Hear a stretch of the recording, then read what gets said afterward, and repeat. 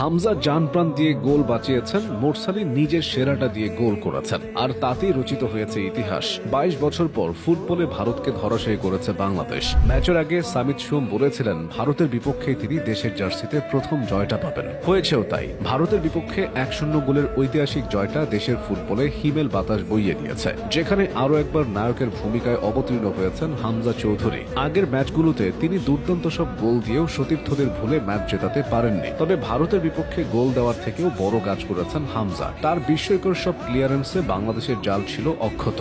ম্যাচের পুরো সময়টা লিড ধরে রাখতে মাঠের এক প্রান্ত থেকে আরেক প্রান্তে ঘাম ঝরিয়ে গেছেন হামজা। ১-২ বার নয়, তার রক্ষণ কৌশলে বেশ কয়েকবার গোল হজম থেকে রক্ষা পেয়েছে বাংলাদেশ। ম্যাচের ৩১তম মিনিটের কথাই ধরা যাক, গোলরক্ষক মিতুল মারমার ভুলে গোল হজম করতে বসেছিল স্বাগতিকরা। মিতুল বার ছেড়ে অনেকটা বাইরে চলে গিয়েছিলেন। বক্সের ঠিক বাইরে থেকে সেই সুযোগে শট নিয়েছিলেন ভারতীয় মিডফিল্ডার লালিয়ান জুয়ালা, তবে বল লক্ষ্যে পৌঁছানোর আগে হেডের সাহায্যে ক্লিয়ার করেন হামজা। রক্ষা পায় বাংলাদেশ।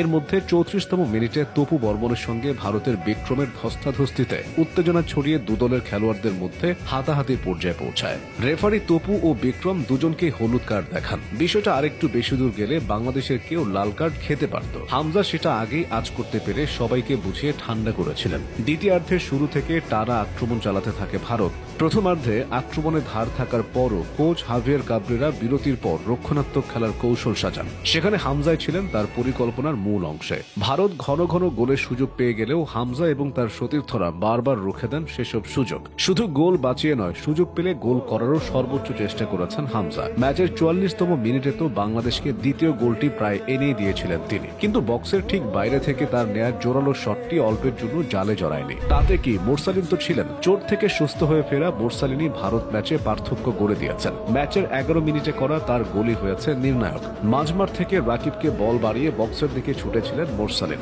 এরপর ফিরতি পাস পেয়ে টোকা দিয়ে গোলকিপার গুরপ্রীত সিং সান্ধুর দুই পায়ের ফাঁক দিয়ে বল জালে জড়িয়ে উচ্ছ্বাসে ভাসান গোটা বাংলাদেশকে। বাংলাদেশের জার্সিতে এটি মোরসালিনের ৭ম গোল। ২০ বছর বয়সী এই ফুটবলার জাতীয় দলে ২১ ম্যাচেই ৭টি গোল করে